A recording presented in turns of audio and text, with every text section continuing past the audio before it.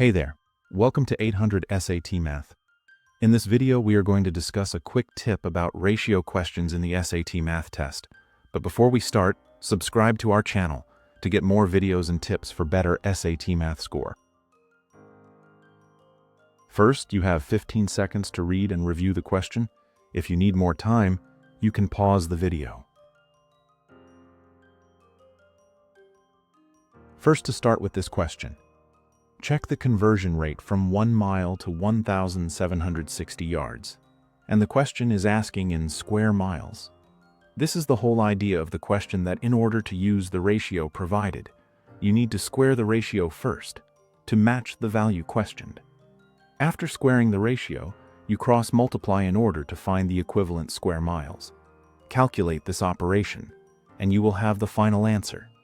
The correct answer here is B. You can repeat the video for further clarity. Drop any question in the comments. Thank you for watching and happy studying.